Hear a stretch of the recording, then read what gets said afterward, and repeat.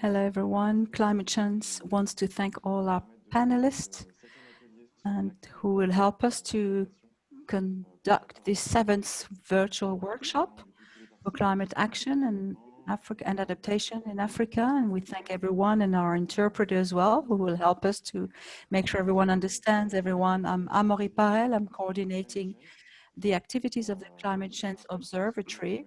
A small reminder, this is an association, international organization, Climate Chance, founded in 2015 before the COP21, with the purpose to gather all the non-state actors working together around key issues for climate change and adaptation to climate change.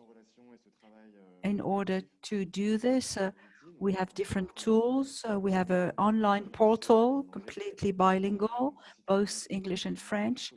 And we also have a mapping of all the various projects, good practices, the projects in Africa. We also have a library, a climate library.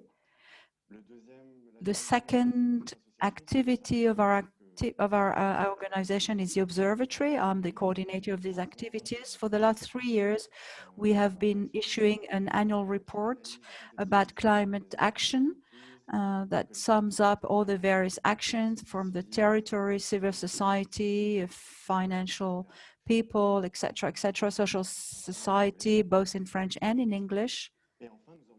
And finally, we also organize annual summits, which is an occasion to gather all of our community.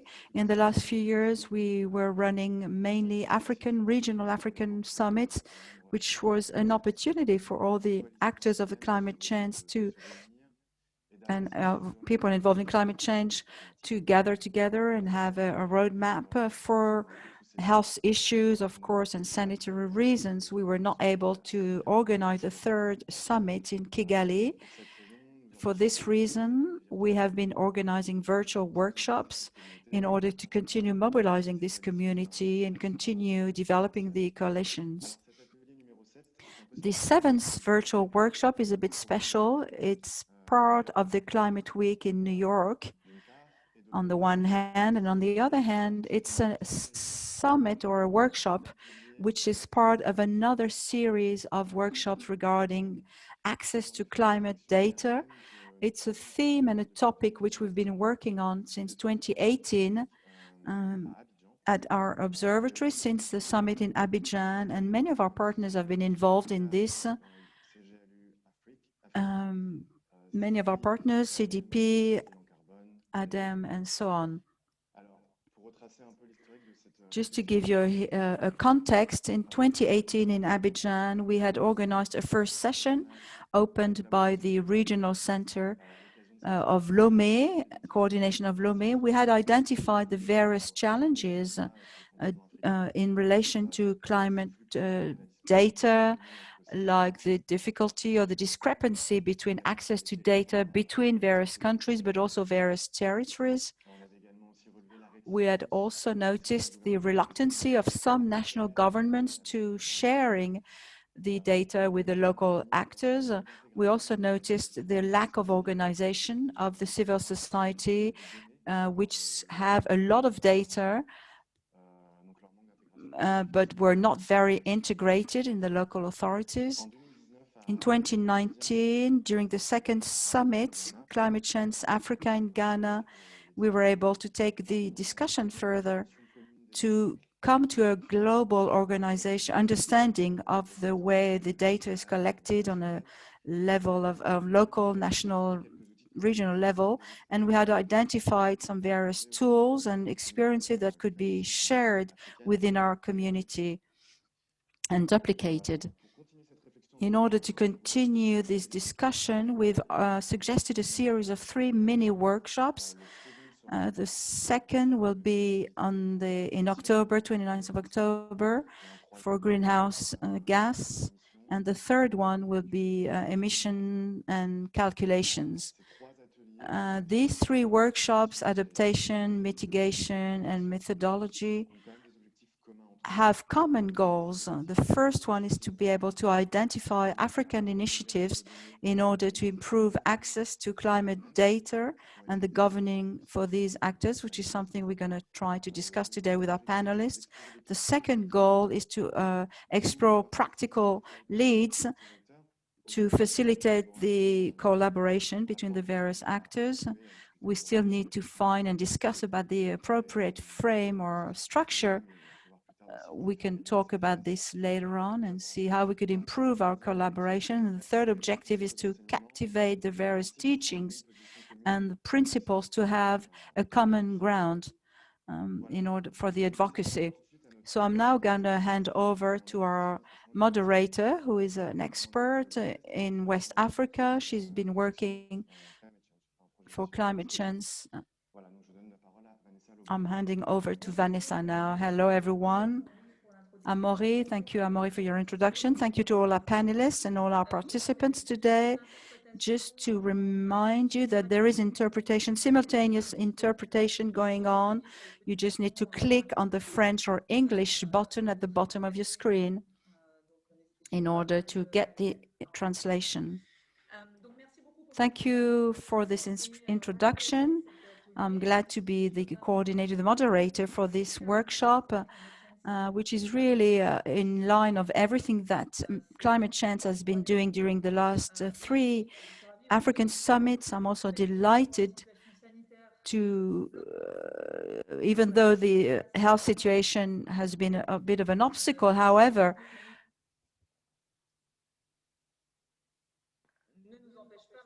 we've still been able to gather through these means and share about these topics around the issue of climate change. Can you see my screen?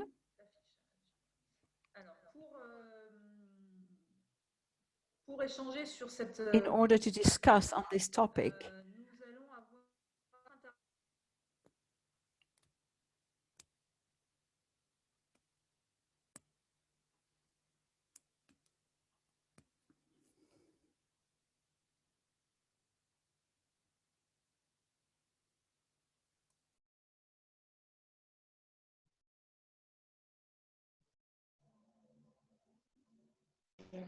Oui, je pense qu'on a un petit problème de connexion avec Vanessa Laubin. I think we're having a connection problem with Vanessa. I think she was about to say that in order to discuss this topic, we have invited 4 people representing 4 different regions on a regional scale with Catherine Hyman. Okay, I'm back. Sorry about this. I was trying to introduce our panelists on your behalf. Okay, I'll hand over to you now. It seems that I'm having a connection issue. I'm in Brittany, in France, so maybe that's why. So our 4 panelists, Catherine Higham.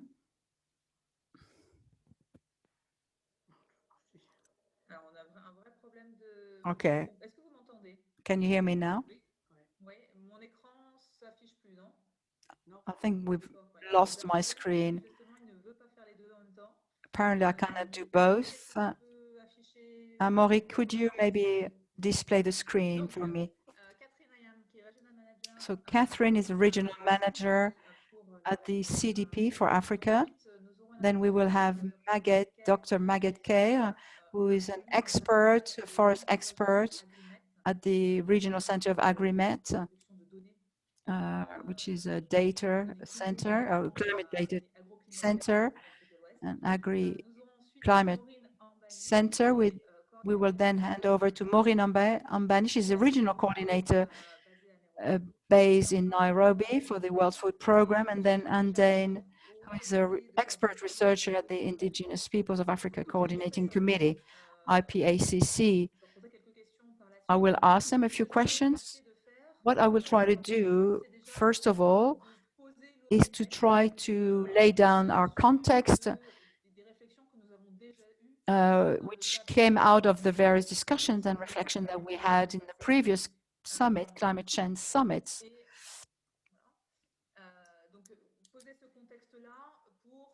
And so lay down the context in order to take it deeper and tackle a few issues. First of all, one of the main questions, of course, is what is at stake regarding adaptation data for non-state actors. What is at stake? Depending on the various workshops that we carried out in the last few years, we've seen several issues. First of all, the acceleration and approval of local adaptation measures.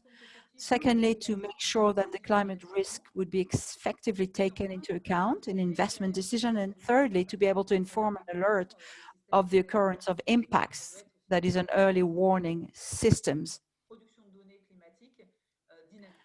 to have dynamic data. Now, regarding the acceleration and approval of local adaptation measures, to have a better access to the climate data would enable three things: reduce the level of uncertainty due to climate change.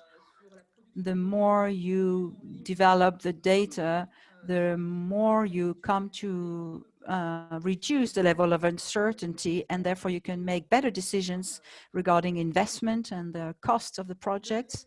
The second aspect, of course, is to be able to make more accessible the information, to be able to change the scale of the local action. We talked about pilot scheme, a pilot project, but being able to actually reinforce and speed up the action.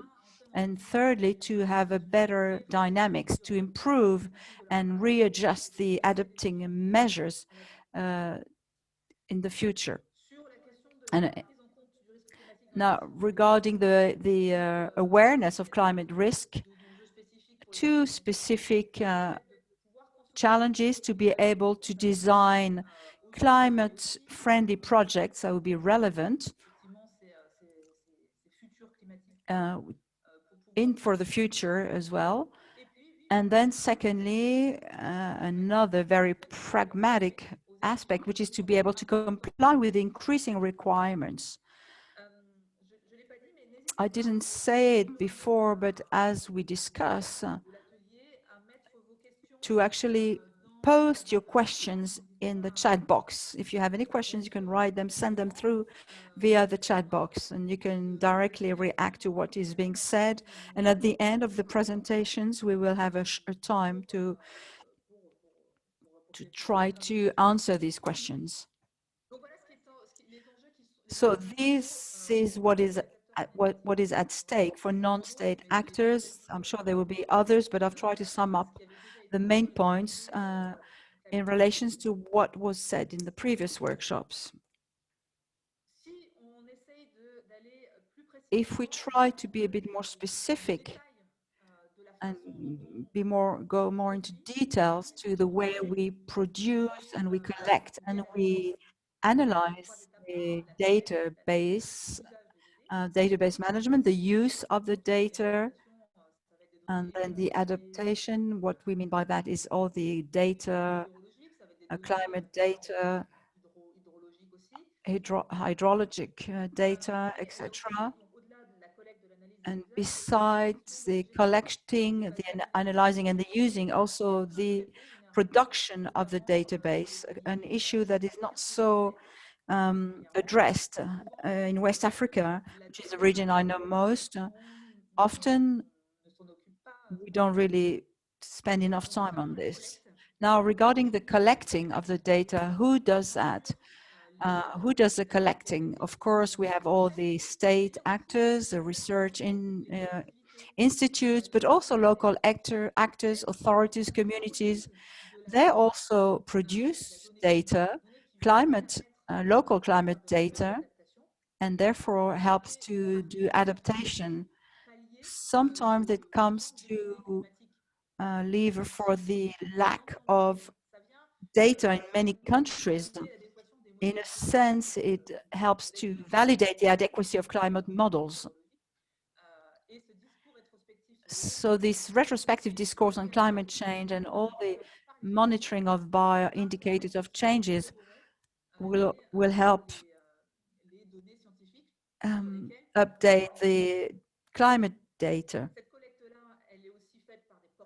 This collecting is also done by institutes, project holder research institutes, which also create climate data or hydro data. What we've been thinking at Climate Chance is that we've been facing two main issues. What happens to all this creation of data? Okay, we want to look at the next spot now. How is this recorded, rather, and how is the narrative recorded, and how is a qualitative word is being recorded? So we're talking here about the narrative, and the quantitative narrative is data. Sorry, is very important in the adaptation strategies. Is key. Now, when we talk about the analyzing phase, between the collecting and the analyzing, of course, we have the whole issue of the means, human, technology, etc. And there is a question regarding non-state actors. How do these non-state actors make sure that there are more means dedicated to the collecting of data? There are some real gaps in the mobilization of the various means. What could be the role of the non-state actors in that sense? And then the last stage is the use or the using of the data, the use of the data, of course, by the project holders. They will create adaptation projects. It could be also local collectivities, local authorities, and it would also be useful for advocacy in order to mobilize more funding. We have therefore two main questions to non-state actors. The first one is how does the analyzed data by the research institutes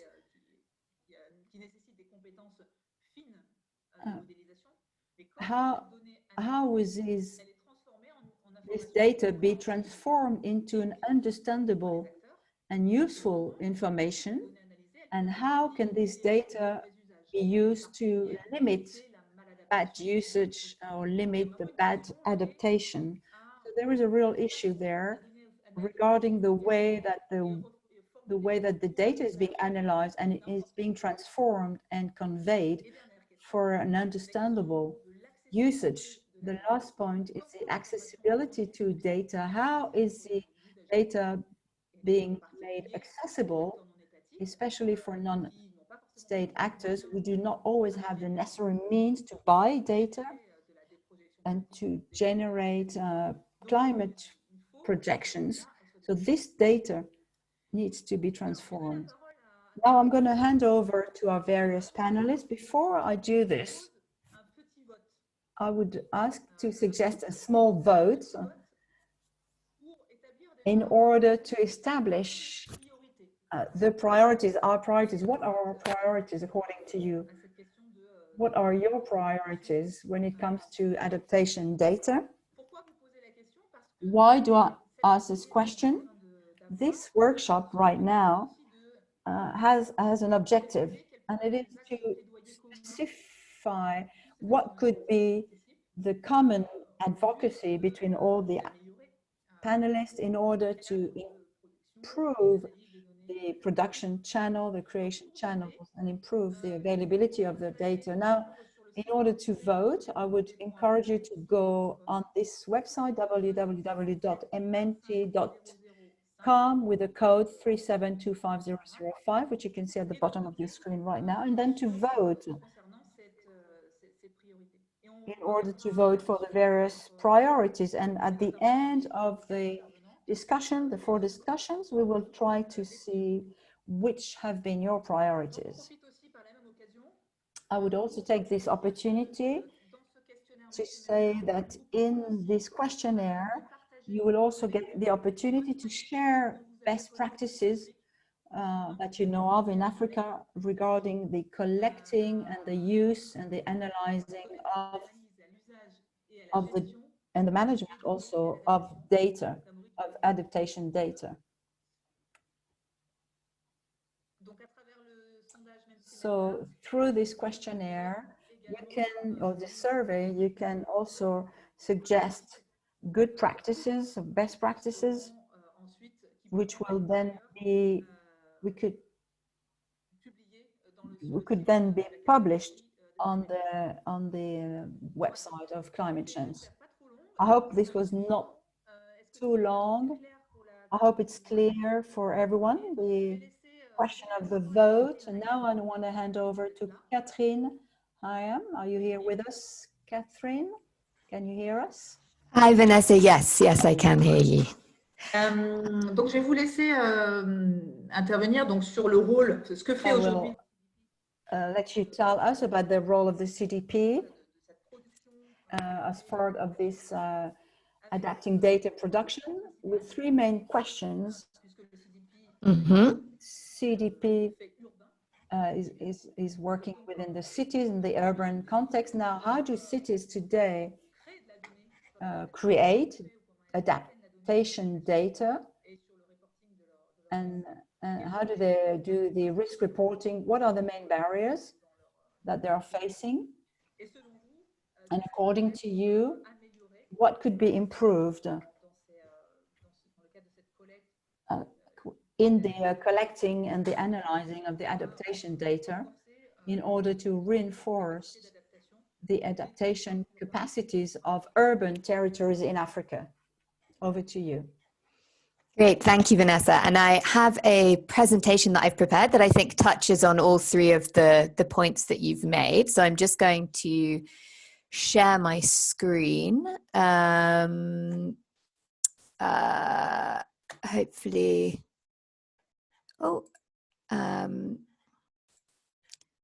hopefully you can see this now.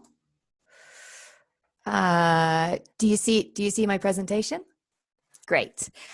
So thank you very much for the invitation to participate today. Briefly, to go through my agenda for today, I'm going to introduce myself and CDP, the organization that I work for. I'm going to explain a little bit about the kind of data that we collect from cities. So the way that we work is we ask cities to report on data that they have available, and we provide a framework to understand from cities in Africa, but also around the globe, what the level of city climate action looks like, what are the barriers and challenges. So I'm then going to talk a little bit about some of those barriers and challenges, some of the questions we have around whether or not city actors have access to the data that they would need to be planning adaptation actions with a long-term view. I'm going to talk a little bit about a couple of examples of cities that are successfully integrating adaptation data into their planning. And then I'm just very briefly going to explain how people can access data reported by cities through the CDP system. So as I mentioned, and as Vanessa has mentioned, CDP is a global environmental not-for-profit organization, and we work with non-state actors to help them measure and manage environmental risks and impacts. Last year, we worked with over 850 cities globally to support them to gather and develop the data that they need to make good decisions on climate action. We also, in 2018, partnered with ICLEI Local Governments for Sustainability to create a unified reporting system, merging our system and the ICLEI Carbon Climate Registry. And so several of the examples that I'm going to talk about today are actually cities that were supported in their adaptation action planning by ICLEI. So CDP asks a few key questions for a few key data points from city stakeholders that work with us. We ask them what they are currently doing to assess climate risk and vulnerability in their city. We encourage cities to complete a full climate risk and vulnerability assessment, looking at different climate hazards that might be facing the city, the probability and consequences of those hazards. And we also ask about capacity to adapt to those hazards. And then following on from that, we encourage and support cities to create adaptation plans, which list the adaptation actions they can take in response to the hazards identified and adaptation goals. In 2018, we asked cities to report what were the barriers and enablers to adaptation and to integrating climate adaptation into the city's policies and practices. And you'll see from this slide, we see many more barriers reported by the cities in Africa than we saw enablers.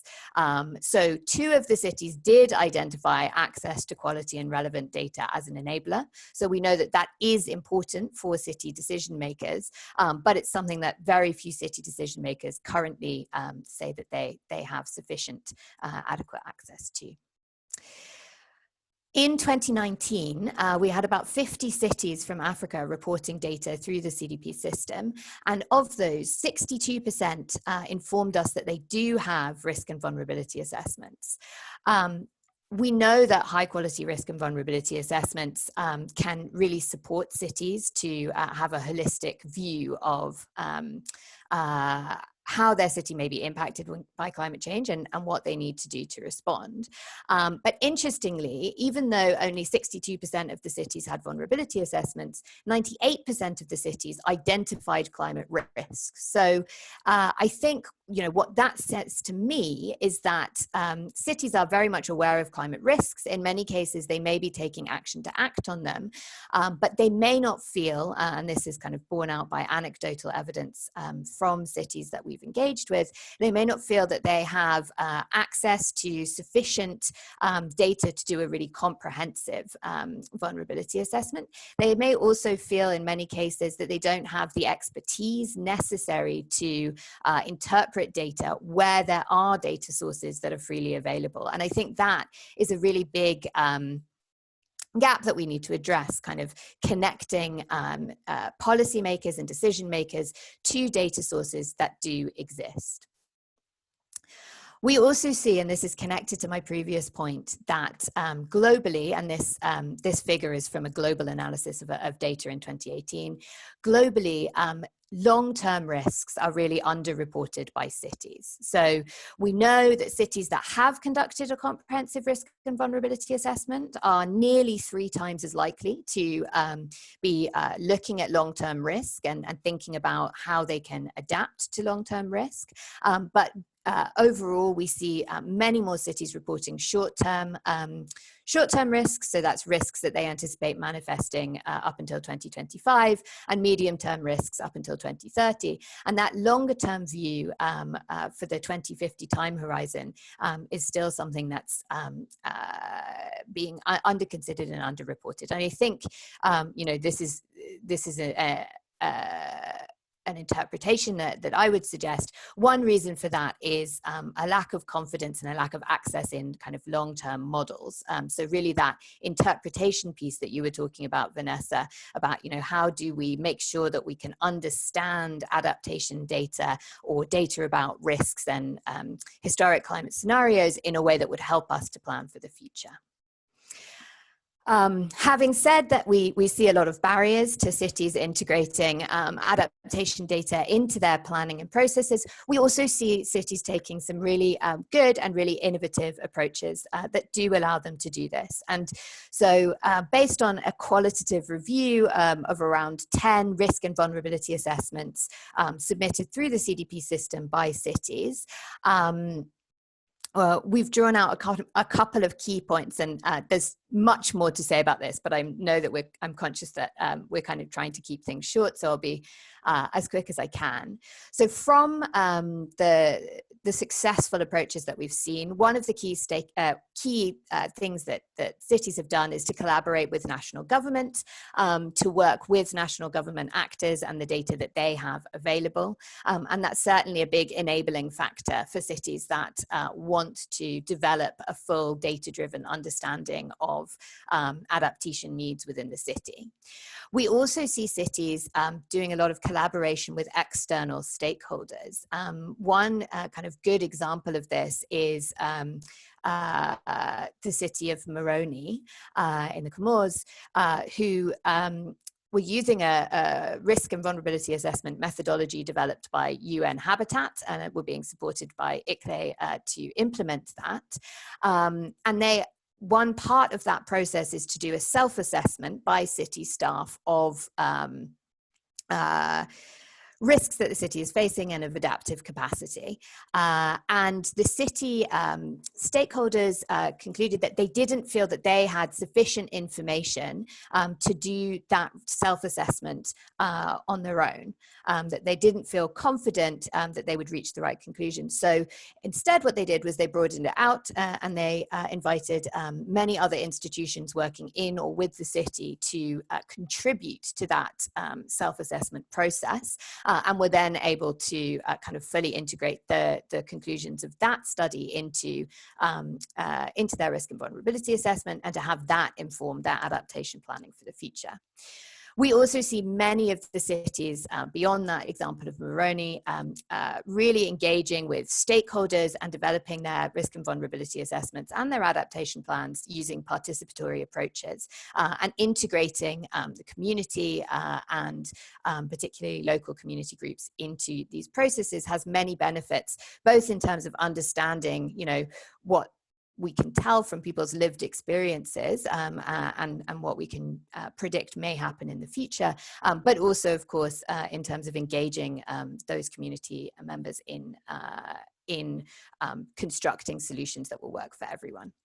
And then the final example that I want to share, and I won't talk for too much longer, is we also see some interesting creative uses of things like proxy data. So the city of Nacala in Mozambique, when conducting their risk and vulnerability assessment, was looking for sources of data that they could use for understanding historic climate trends, and they went to an open source of data, the climate information portal run by the Climate Systems Analysis Group at the University of Cape Town.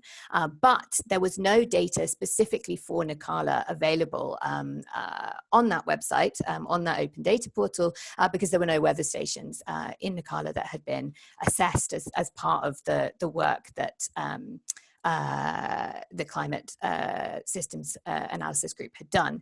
So instead, they used data relating to Quelimane, also in Mozambique, as a kind of good proxy for Nacala, and they assessed various kind of factors that would make it the most comparable city, and were then able to proceed with, a less accurate but still reasonably good understanding of those climate trends and how they might apply at the local level. So I will stop there and just leave you with the final point, which is that all of the data that CDP has collected from cities is publicly available through our open data portal, and you can access both data sets, full data sets, and individual cities' responses, and you can also access the underlying data where it's been reported by cities. And we'd really encourage everyone to visit that website and to use that data in your own work if possible. So I will stop sharing now. Merci beaucoup, Catherine. Merci beaucoup, Catherine, pour cette. Thank you, Catherine, for this experience shared. It's very rich, very important regarding the adaptation data. First, on the creation of the adaptation data and the use of the data in order to assess vulnerability. Could you please, in just 2 words, by what has been the parameters or this of the CDP analysis in terms of the number of cities that have been participating to this survey, the CDP, the African cities I'm talking about, which took part in the CDP survey? Absolutely. So most of the data that I was showing you there was analyzed from 2018 or 2019. And in 2018, we had just over 50 cities, just shy of 60. And in 2019, 48 cities that participated in the survey from all across the African continent. So North Africa and Southern Africa. Okay. Nous sommes donc plutôt sur des villes. So we're talking about pretty large cities, is it? But do you have a mixture? Is there a mix of sizes? Yeah, that's a really good question. So it is a big mix of sizes. So CDP works with the C40 Climate Leaders Group, which works with megacities, predominantly with megacities, to help them to manage climate impacts and demonstrate climate leadership. So many of the cities reporting through the system are like big capital cities.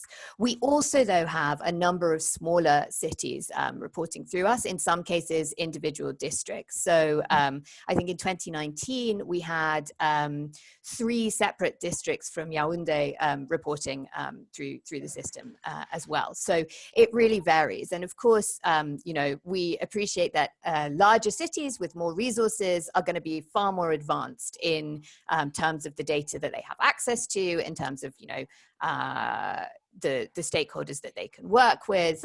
They may also receive kind of more interest from national governments in promoting them as kind of green capitals or things like that. But, you know, crucially, cities of all sizes have to deal with climate risks, and it's city services that are going to be stretched the most by climate risks and impacts. So we do, you know, we do work with cities of all sizes and encourage cities across the board to be thinking about trying to gather this data. Okay, merci beaucoup pour cette précision. Thank you for these details. Now I'm going to hand over, we're going to move to a more rural context, and we're going to ask Dr. Maguette KAIRE from AGRHYMET. And we have one key question regarding the production of the data by the AGRHYMET Regional Center. And the question is, how is this data being shared? How is the data being formatted for the use of the farmers? Could you maybe present to us your experience from the AGRHYMET Regional Center point of view?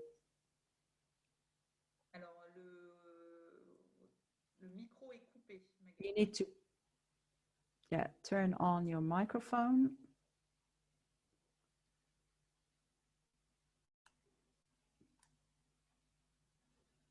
Maguette? Ah, c'est bon. Oui. C'est bon, c'est bon. Voilà. Alors, merci beaucoup. Thank you. Thank you very much, Vanessa.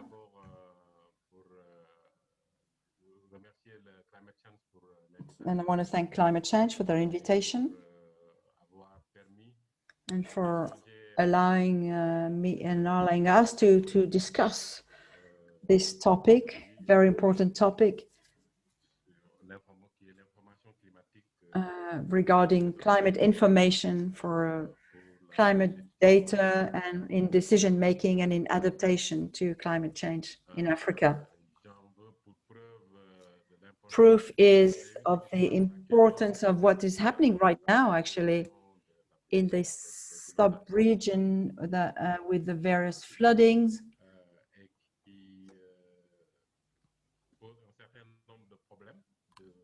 Of course, this is raising a number of questions in terms of climate provisions, and I think that there's a lot at stake. You may have noticed that in some countries, there's the opposition party has been using this to say that information had been available, but had not been made available, and that the government did not take all the necessary measures. So it's also a question of how do we share the information regarding climate, etc. Is the format adapted to the various countries or the various actors to make sure that this information would be profitable to adaptation to climate change?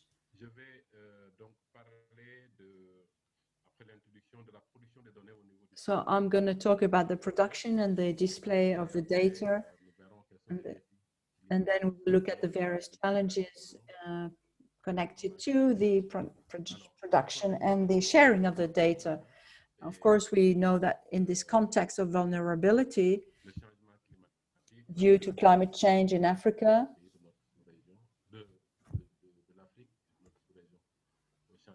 And in our sub-region. And of course, this is a source of concern because it might just challenge all the realization, the undertaking of the 2063 agenda of the African Union.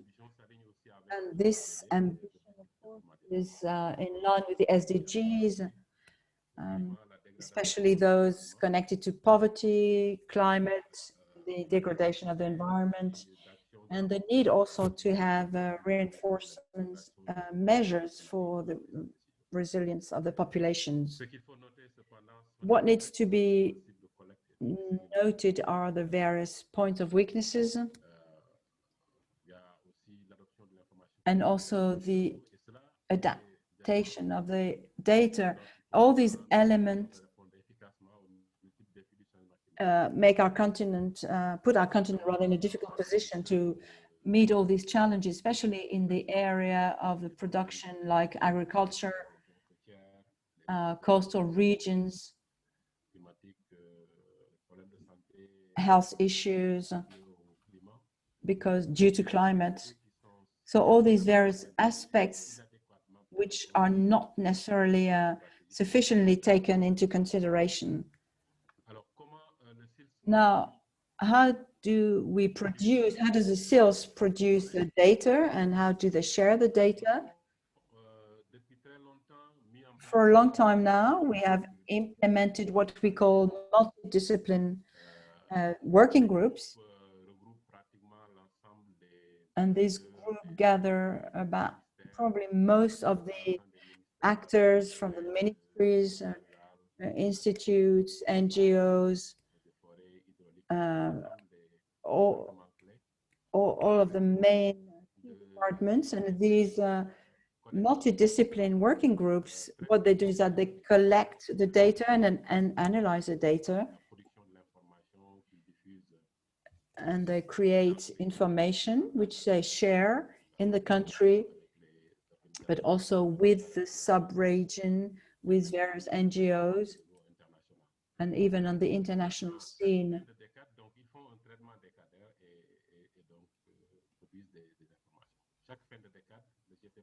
At the end of each decade, they send the data to the AGRHYMET Regional Center, regional climate regional center of this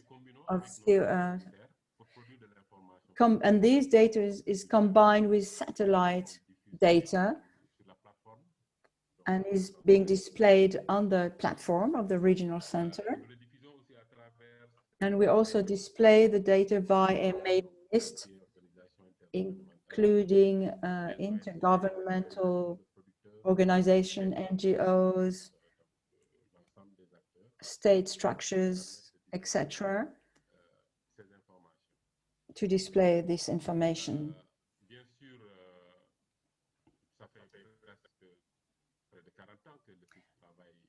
We have been working for over 40 years, and we are trying to work on the current impact and the actual impact. The question is to know whether or not this way of displaying information is actually efficient. Is it something that helps in the decision making for adaptation to climate change? Of course, we are facing a number of challenges.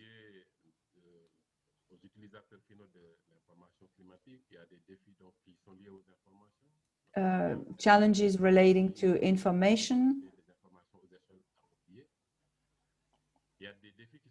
other challenges relating to the users, to communication, to the interpretation also of the data.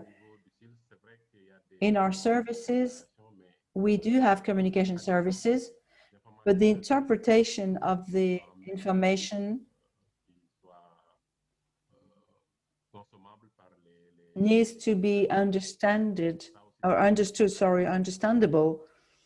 by others. So it's a whole profession in itself to know how to interpret and convey the information. Now, the quality of the message or the information, if you like, you need to make a difference between the various users groups to make sure that the information would be relevant, would be specific enough, would be recent enough. It would need to be also compatible, comparable, and complete. So the challenges we are facing in this area is that we have a network of data collecting that is quite sparse. If you look at the map on the right-hand side there, would show the distribution of the various climate stations.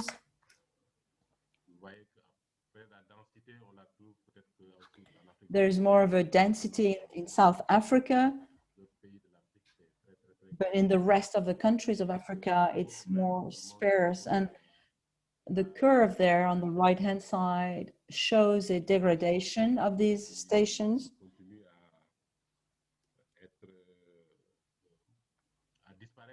And some of them actually have completely disappeared. There's been a decline,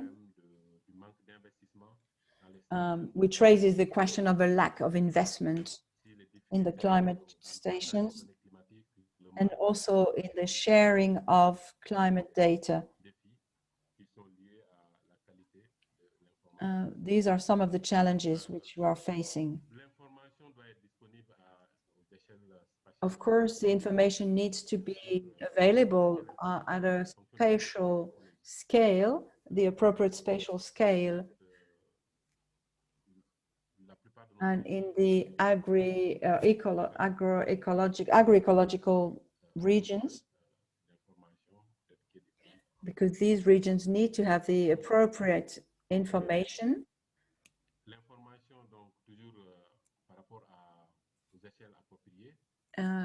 Getting the information according to the appropriate spatial scale for the various types of exploitations. They may not all need the same kind of information than others. If you're talking about a cultivating area, or the breeders, they need different kinds of information. Recently, we were able to travel with some of our students in Burkina Faso, and we saw flocks moving about almost to about 100 kilometers water supply. And this kind of move could have been avoided if they had had the right information. So we are working on these issues to make sure that the information, the right information, is available to the right people.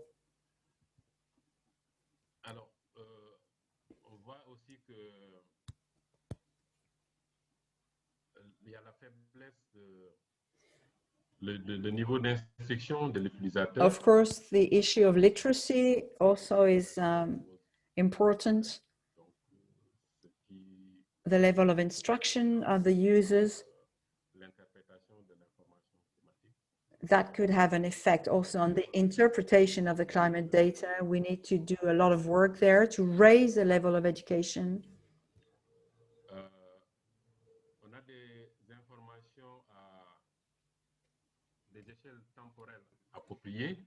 We also have information for appropriate time scales, for example, short-term and more long-term, what is going on at the moment. In the short term, we need to have the information made available to the populations in time so they could make the right decision. This is also true for the fertilizing and for the seeding of the fields. This would all be connected to short-term information. Now, middle and long-term, this information will help to make the more strategic decisions regarding planting, the type and the number of animals the kind of culture, etc. So all of these information would help make more strategic decisions. Une minute encore, Maguette? Just 1 minute left, please. Now, regarding the communication support, this also depends on the level of literacy and instruction of the population. It depends also on the schedule of the users. Some of our challenges are concerning the communication networks. They don't always cover the whole country. Sometimes the connection is not very good. Also, energy, of course, is a big problem in some countries in our sub-region.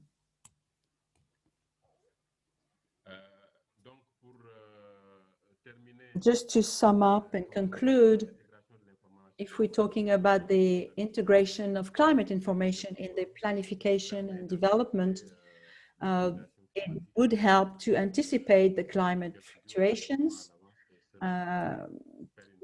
2 days or months in advance, and that could make a big difference and would help us to implement better adaptation strategies, and also would be a first step towards increasing the productivity and reduce, therefore, the risks. At our regional climatic center, we are working on these issues, and we are trying to implement a regional apparatus in order to collect all the data. We're also working on reinforcing the capacities of the local players, actors, and also working on the integration of the climate information in the local, regional, national policies and programs. I think this is what I wanted to share with you today. Of course, we can take it further during our discussions afterwards. Merci beaucoup, Maguette. Thank you, Dr. Maguette, for your presentation. Before I just ask one question, I just wanted to remind our participants that we have an online voting system. You receive the details and you can look at them again in the chat box. It's very important for all of us to participate and to vote, and just to say what are your priorities when it comes to climate data and adaptation. So please fill these questionnaires on www.menti.com. We have about 30 questionnaires. I think we could have a lot more to get a better representation. Anyway, thank you, Maguette, for your presentation. What I can notice is that the issue of the adequation between the data and the use of the data due to various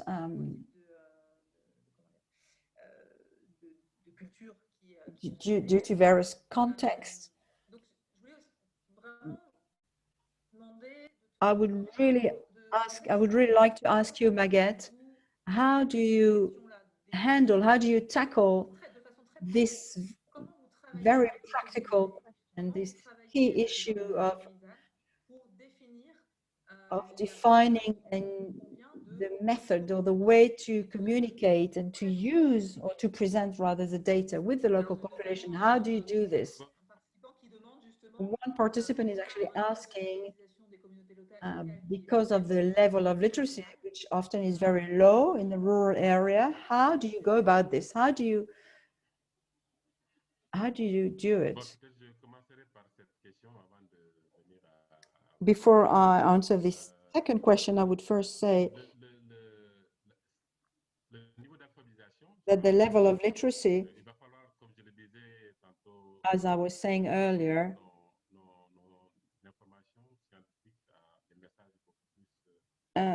the challenge that we have is that we need to transform or translate the information in a much more understandable language, if you like, and that's a whole job in itself. There are NGOs and other association working on this issue of making available these information in a much easier way and translate the scientific messages. They have the right tools to do this. The right tools to adapt the message to less educated population with maybe cards or pictures in order to popularize the message, the scientific message, to make it more accessible. So that's one thing we really want to work on is transforming and translating the technical messages to make them more accessible. Now, at a local level, I think I talked about that before. In one same region or department, you may have 2 or 3 climate stations that produce data. So when the data comes to us, to our center, we try to combine them with other scientific data. When we talk about adaptation, some of our producers, farmers are concerned by local issues. So we need to make sure that the solution, the adaptation solutions, meet very local climate issues. But what we are seeing is that what we are seeing in the various analyses and the various feedback that we're getting from a region or a whole country is that they don't always match. It doesn't always answer the local need. But we could, if we had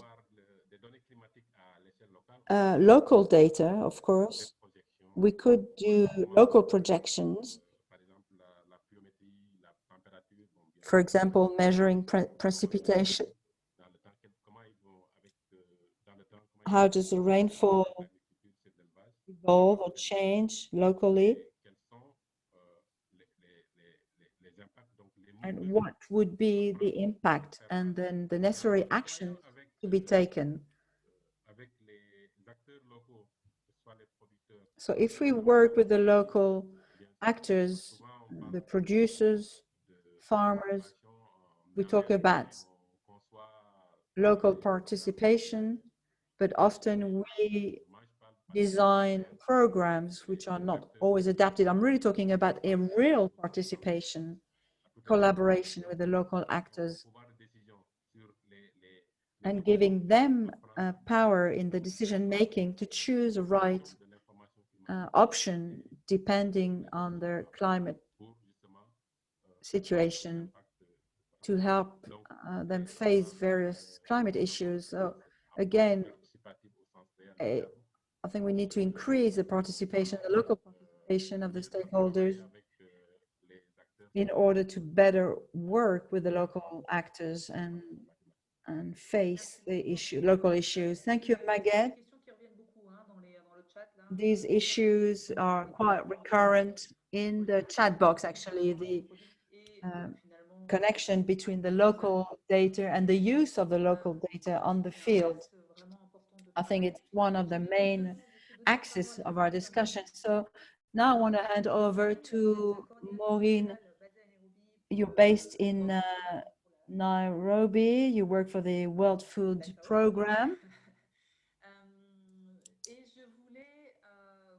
And I also wanted to ask you, because you worked also in other organizations, I wanted to ask you about your climate services for local communities. I wanted to ask you what, according to you, would be the keys for success in order to implement local services and also in order to reinforce the local community, especially in rural areas.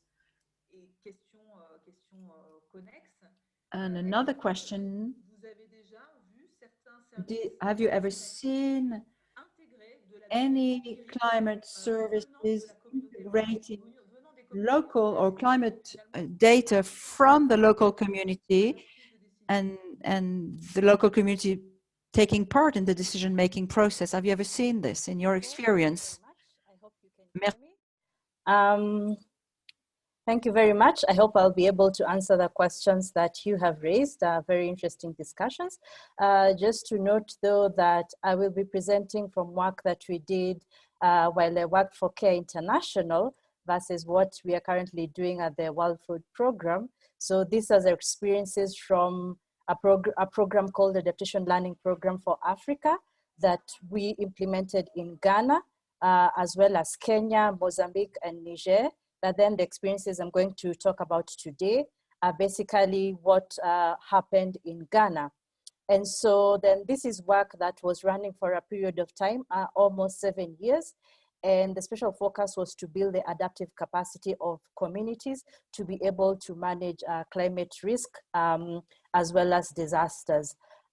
So just thinking about the questions that have been raised, starting with success factors of implementing climate services. So the basis of the work that we did was essentially we needed to help communities have better or stronger adaptive capacity to climate change. But one of the things we realized quite quickly at the start of implementing the project is that there was not enough knowledge about what's happening with the climate, what's going to happen in the future, and therefore how people should be adapting their decision-making and actions.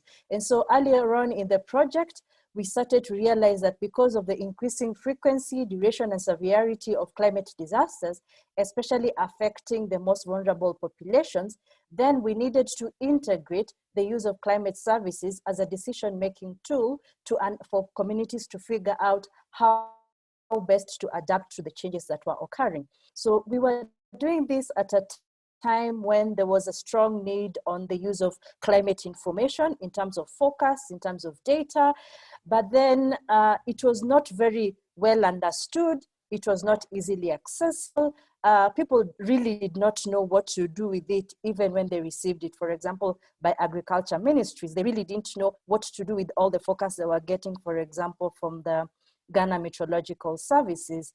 And so quite importantly, because for communities, it's really about seasonal livelihood decision-making, they need to know things such as, okay, should I now start planting? When should I start planting? What types of crops should I be planting? And so we realized that there was an opportunity there to take advantage of the seasonal forecasts that meteorological services regularly produced in Ghana, as well as many other African countries, to help that for communities to better improve their livelihood decision-making. So then we created an approach called participatory scenario planning, which was essentially a way of bringing together multiple stakeholders to sit together and, number one, gain access to the meteorological services, who most people don't even know who they were, how to access them, how to have conversations with them, to start to interpret, what do these seasonal forecasts mean? When it tells me that there's a 50% chance we will get above average rainfall, what does that mean? How should I integrate that into my livelihood decision-making? And so this created a sort of multi-stakeholder forums that brought together the meteorological services, the communities, local government, various technical services in agriculture, water, planning, as well as various NGOs, private sector, and media actors to sit down and just discuss together, what is this forecast? What does it mean for me? But then for them to also bring the information, the experiences, the knowledge they had to be able to interpret that into what it means for their particular context. So this was really something that we saw people really needed for it to happen, that those multi-stakeholder forums was something that people desired, but they had not had an opportunity to bring it together. So this was really a good opportunity for people to just sit down and really talk about the weather, but talk about the weather in a very constructive and informative piece.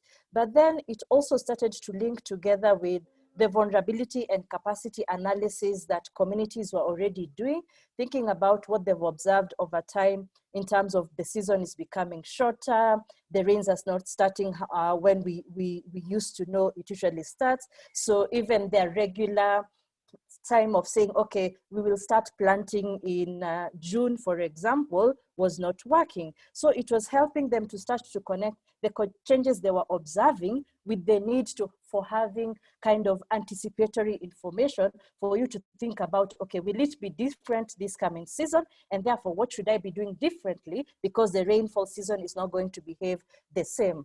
And then later on, I'll share with you how this was started to be connected with work around communities starting to observe their own rainfall through using community managed rainfall rain gauges, as well as climate information centers.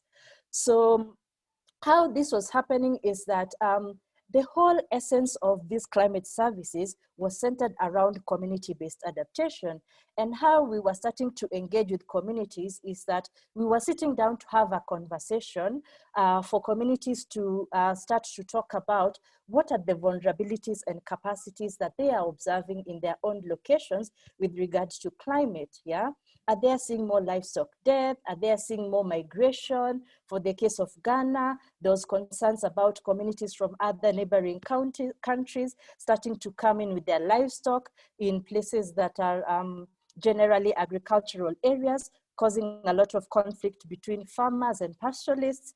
And so based on this analysis, communities were starting to think about what can they do to plan it better.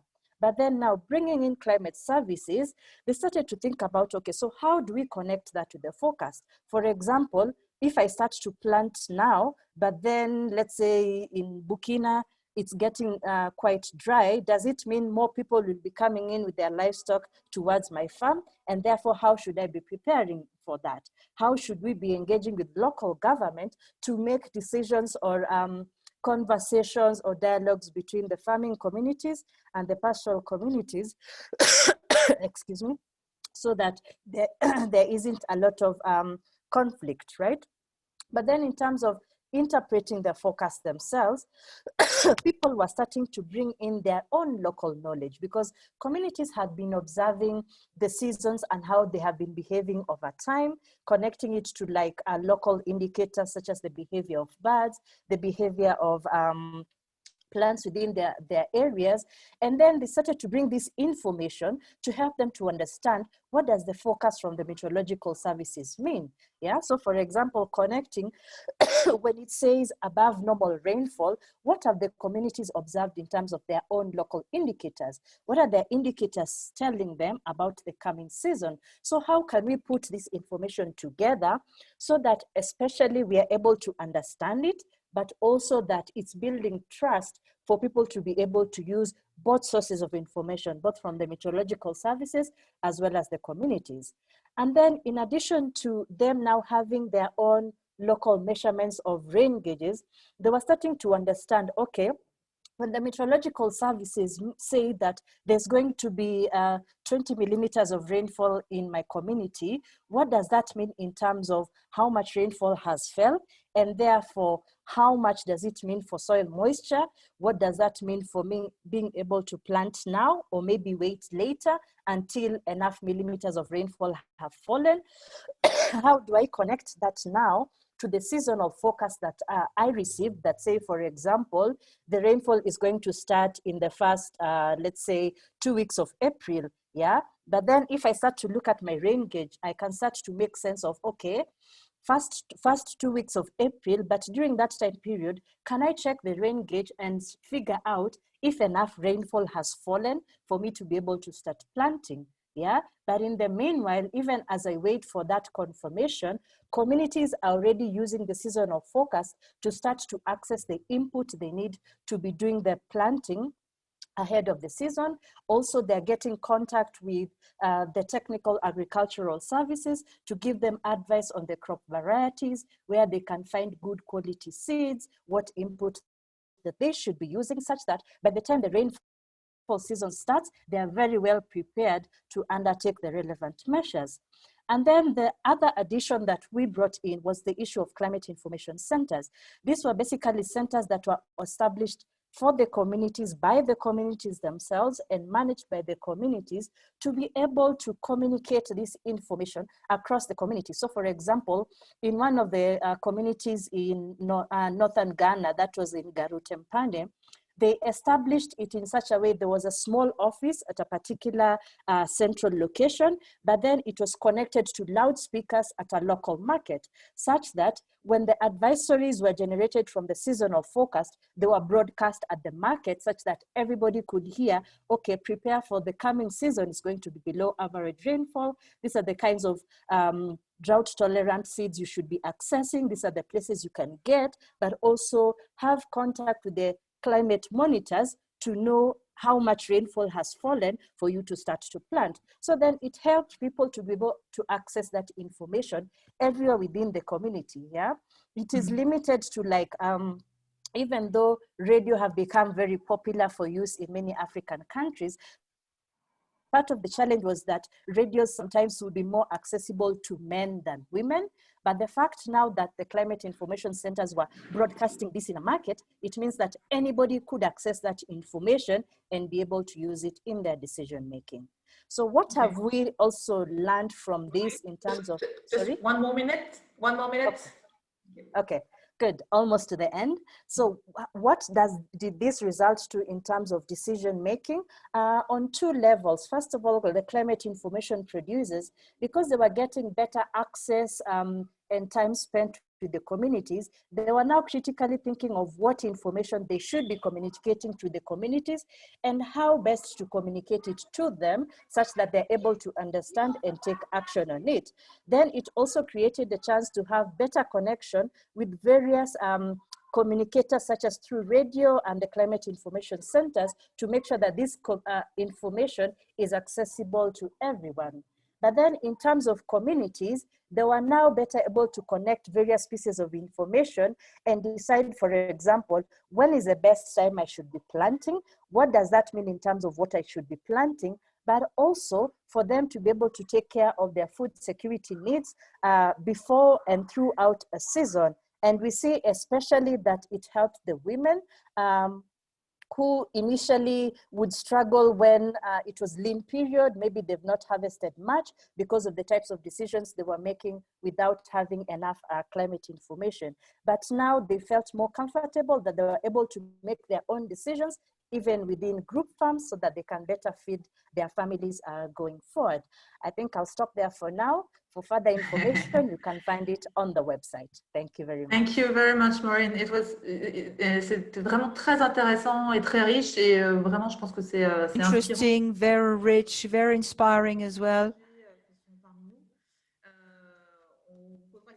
For a lot of us, I would like to hand over now to Mohamed Handaine, who is an expert researcher at the IPACC, IPACC, to close this discussion. Mohamed, I'd like to ask you the following question regarding what we've just heard about local communities and the narrative of local communities have managed to integrate the narrative, the local narrative and the knowledge of the local communities into these climate services. How would you say we could improve this recording, the narrative, the recording of the narrative and of the local actors? And according to you, what do you think is missing to make this more general? Mohamed, are you there?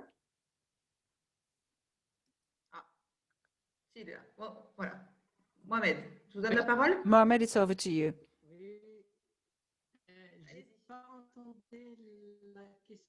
I didn't actually hear your question, sorry.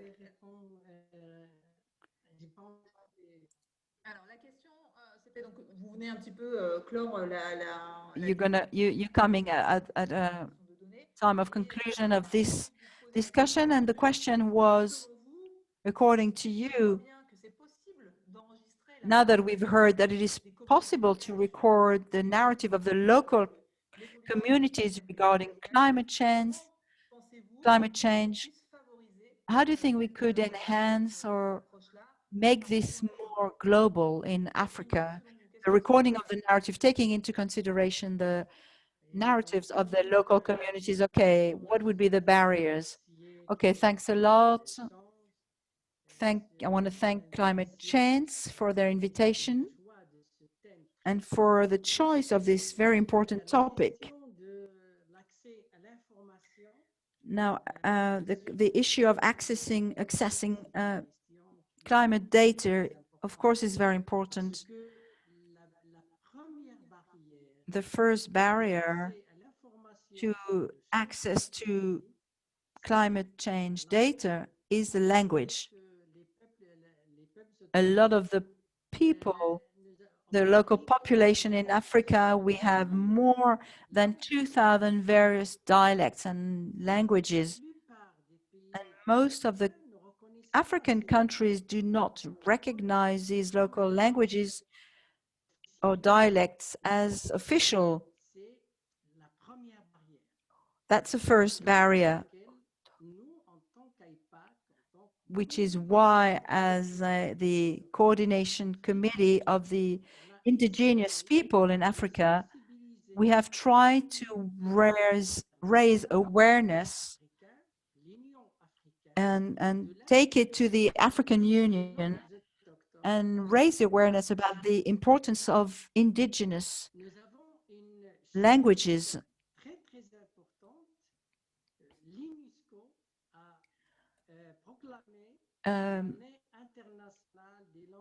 There has been a year for indigenous languages at the UNESCO.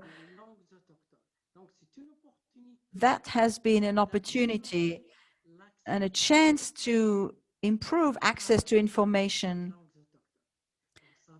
through indigenous languages. This is actually a treasure in tradition, in know-how, and in handling climate change. I chose one particular example: water management through traditional communities in the south of Morocco, in a semi-arid region, which could be representative of the whole Sahel region, going from the Atlantic to the corner of Africa. It's a vast region, very important region, and it's like a buffer regions between Northern Africa and Sub-Saharan Africa. I don't know if I can share this with you. Actually share my screen. We can try, but I'm not sure your internet connection is strong enough to do this. It might not work. You can try to do it, yes.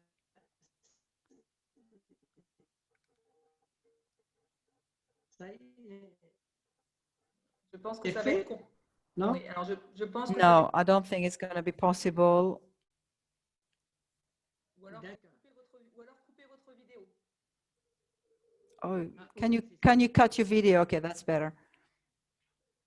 Et je vous demanderais de vraiment voilà, nous préciser sur, par rapport aux données, enfin, vraiment aux questions d'adaptation au changement climatique. If you can try to focus on the access to adaptation data. Je vais essayer de couper le...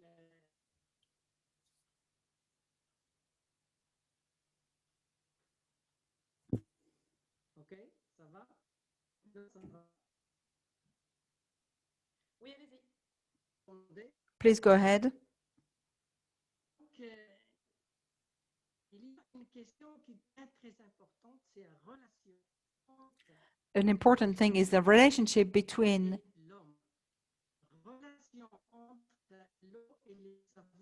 water and men. En Afrique, nous avons 320 millions de personnes n'ont pas accès à l'eau. 320 million people do not have access to water in Africa, to good quality water. Jusqu'à 90% des maladies sur le continent. Avec ce constat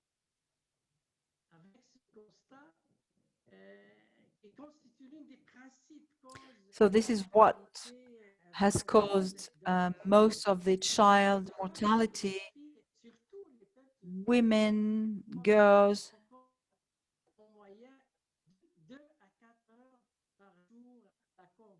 I'm afraid I can't hear very well to translate well enough. It keeps cutting.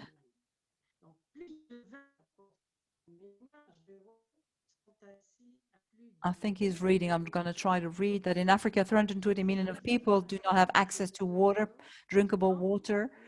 And this is responsible for about 70 to 80% of the diseases on the continent. In the rural area, women and young girls have to spend 2 to 4 hours a day just to go and get water. More than 20% of households. Mohamed, on vous entend extrêmement mal, la connexion est vraiment mauvaise. There's a very bad connection, unfortunately. On va encore essayer un petit peu, mais j'ai peur sinon que la... Je sais pas, fasse autrement. Et je vous demanderais vraiment de centrer sur la question des Please données. focus on the actual, La participation finalement. on the actual compréhension des enjeux d'adaptation au niveau local et point regarding adaptation, access to adaptation data. au niveau national, quitte à rogner un petit peu sur le contexte. Let's maybe leave out the context for the moment because, sorry, I know that the connection is very low.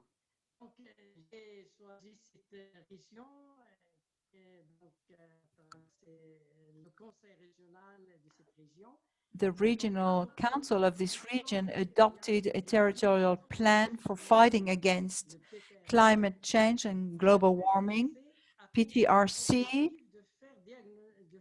And the idea was to assess the points of vulnerability in the region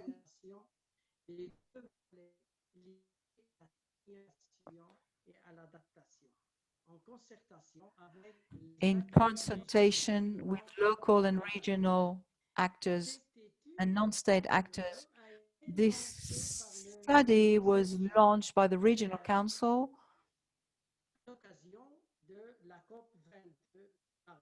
during the COP22.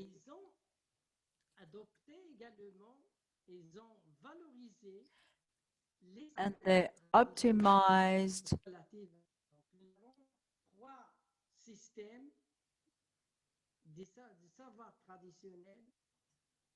the traditional ways of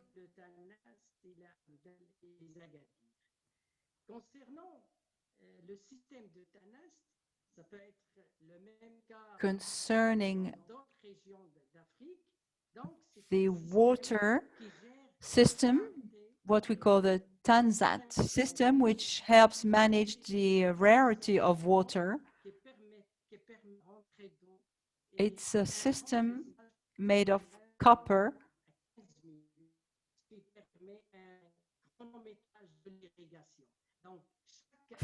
for irrigation. Every family has a right to access water through this system. And this is managed by the local community.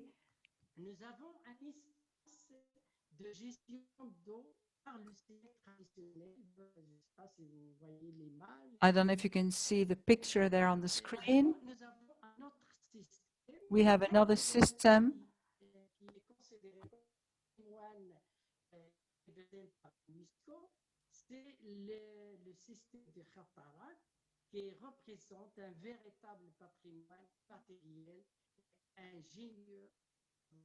which is a traditional system for water management.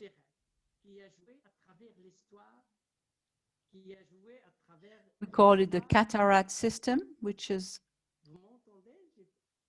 On vous entend, mais il vaut mieux effectivement ne plus partager votre écran parce que ça prend trop de bande passante. Ah, bon, on vous entend plus. Bon. Ok, j'ai essayé de ne plus partager. D'accord. Peut-être que on va essayer de garder encore juste quelques quelques minutes pour une série de questions-réponses. Donc peut-être si vous pouvez nous expliquer. Donc, We just want to leave a few minutes for Q&A. Maybe you can explain to us this system or this measuring unit for water management. Could you explain to us how this measuring unit, very local measure, could actually be a source of information to various regions? Is it a system, for example, or a measuring system that could be applied to other territories? Comment ça peut changer d'échelle cette unité de mesure, spécifiquement vraiment liée au territoire? How would that apply to other territories? Bon, il semblerait qu'on ait un problème de connexion avec Mohamed. I think we're having a connection issue there. Bon, on va garder ce temps-là pour faire quelques questions-réponses. Vraiment, on va avoir juste 5 minutes. Mais avant cela, je voulais qu'on vous présente les résultats du questionnaire. Okay, first of all, I would like, before we finish with a short time of Q&A, we want to show the results of this questionnaire. Okay, there it is. And now concerning the question of adaptation data, what are your priorities? After all, what we're seeing here is the fact of having additional means actually comes right at the end of our priorities. I think you all said it. We don't always necessarily need to have additional means. Of course, we always need to have additional means, but it might not be a priority. The priority of what comes first is improving the recording of local know-how, local traditions, and secondly, a better participation to take part in the definition of the needs and uses of the adaptation data. I think it's something that is pretty interesting to underline. I don't know if Catherine, Mohamed, Maguette, and Maurine, I don't know if you could just very quickly react on this survey and the results of this questionnaire. Catherine, would you like to say something about the results of the questionnaire? Yes, certainly. I think this is a really interesting question, and thank you to Climate Chance, the organizers, for doing this survey. I think, as you say, Vanessa, you know, it's clear that although there are many challenges in sort of the production of data and then the recording of information, really, you know, the need at the moment is to focus on how is this data going to be used and who is it going to be used by, and who has a stake in what we say are the risks and the priorities based on this data. So, you know, I mentioned in my presentation that many of the cities that were reporting data through our system were reporting success with very participatory approaches to developing not just adaptation plans, but also to developing risk and vulnerability assessments and engaging the local community in understanding where are the vulnerabilities, what are the consequences of certain risks, and what's the capacity to respond to those risks, and where do we need to improve it. So it's really interesting to see that this community that's participating in this workshop kind of also has that as a focus. And I think certainly that's something I would be interested to continue working with others on in the future. And really great to have learned from everybody else's presentations and Maurine's in particular about you know, that integration of climate science and climate information with community knowledge and community needs.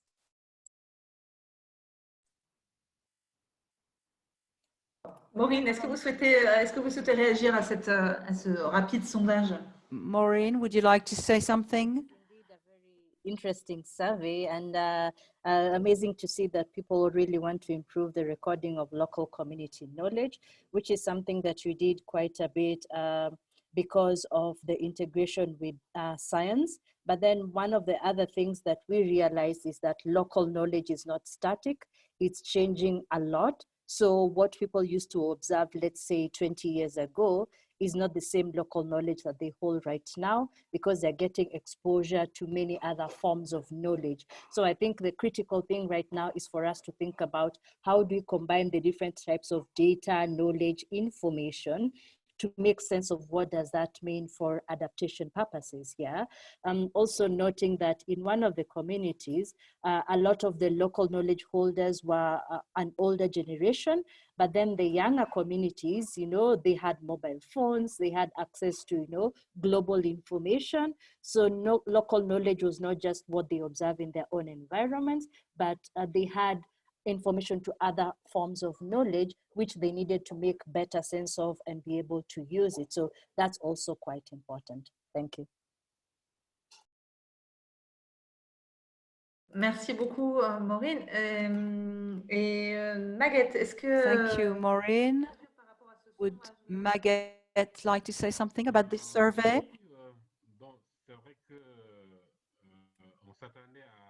Of course, maybe we were expecting to see the request for additional resources for the production analysis of data come first, to come on top of the priority. But on the other hand, with the satellite data, we can fill some gaps. And the way these results came out and the priority was given to a better recording of the local community knowledge in the climate provisions we're seeing the importance of local knowledge, of course.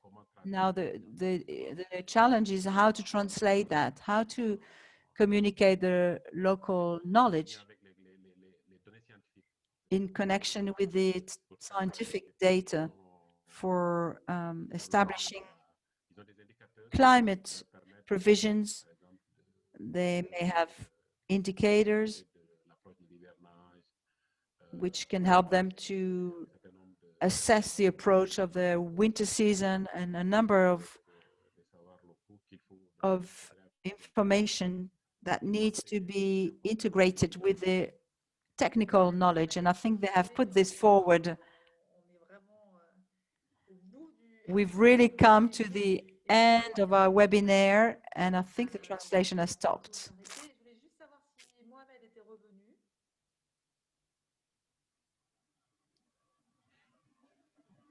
Non, bon, apparemment non. Donc, on va être obligé de fermer, mais on a essayé. We're going to have to close now this discussion. However, we try to raise a few questions. As you can see on the screen, the various best practices which you shared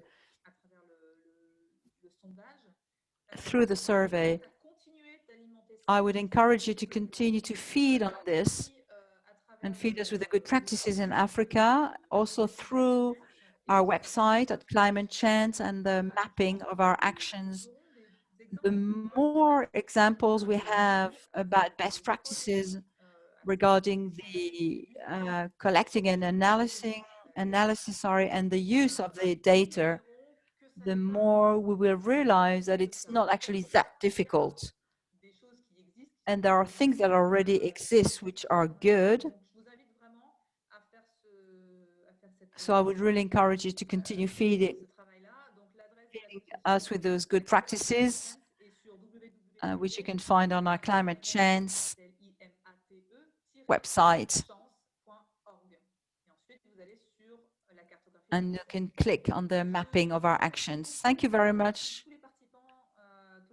Thank you to all of our speakers, panelists, participants for being here with us today. It was very important that we could share about this. we will share everyone's presentation to those who had subscribed to the workshop, and we will meet again. I can't remember what the date is, but I think there will be another workshop on October 29th at 3 p.m. and we were talking about the mitigation. Thank you very much. And see you soon. Thank you. Bye-bye.